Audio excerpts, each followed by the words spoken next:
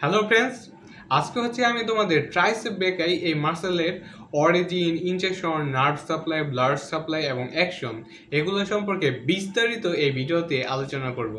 যেমন ট্রাইসেপ ব্রেকারের তিনটা হেড আছে, অরিজিনে তিনটা হেড আছে। একটা হচ্ছে লং হেড, ল্যাটারাল হেড, আর একটা হচ্ছে মিডিল হেড। লং হেডের অরিজিন কোথায়?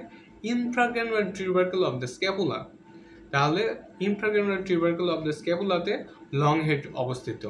আর ল্যাটারাল হেড, যেহেতু ল্যাটারাল তাই এইভাবে মনে রাখতে হবে, lateral lip of radial groove of humerus. এটা কোথায় অবস্থিত? এটা হচ্ছে আপার পার্ট অফ দ্য হিউমেরাসে। এইভাবে মনে রাখতে হবে। এরপর হচ্ছে মিডিল হেড কোথায়? ওই যে বললাম না, রেডিয়াল গ্রুপস।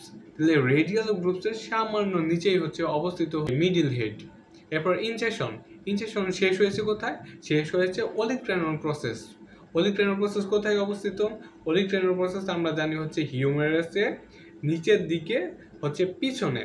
তাহলে এইভাবে মনে রাখতে হবে যে ওলিক্রানোল প্রসেস অফ দ্য হিউমেরাস এটা কোথায়? লোয়ার অ্যান্ড হচ্ছে পোস্টেরিয়র পার্ট। এরপর আসছে হচ্ছে নার্ভ সাপ্লাই। এখানে হচ্ছে এক ধরনের নার্ভ সাপ্লাই দেয়, যেমন হচ্ছে রেডিয়াল নার্ভ কোথায়? C7 এবং হচ্ছে C8। এরপর ব্লাড সাপ্লাই দুই ধরনের আর্টারি হচ্ছে ট্রাইসেপ ব্রেকায় সাপ্লাই দেয়।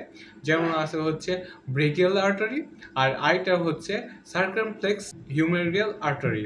এটা যদি আরেকটু ডিটেলসলি বা সুন্দরভাবে বলতে চাই তখন বলতে হবে ডিপ ব্রেকিয়াল আর্টারি, কারণ হচ্ছে ব্রেকিয়াল আর্টারিটা হচ্ছে ডিপলি থাকে, যার জন্য এইভাবে বলা যায় ডিপ ব্রেকিয়াল আর্টারি।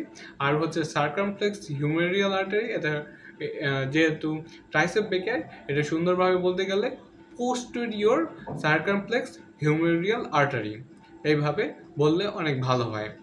আর হচ্ছে অ্যাকশন হচ্ছে আমরা সবাই জানি ট্রাইসেপ ব্রেকারের অ্যাকশন হচ্ছে এলবো এক্সটেনশন করতে সাহায্য করে হচ্ছে আমাদের এই ট্রাইসেপ ব্রেকার এই মাসেলটি।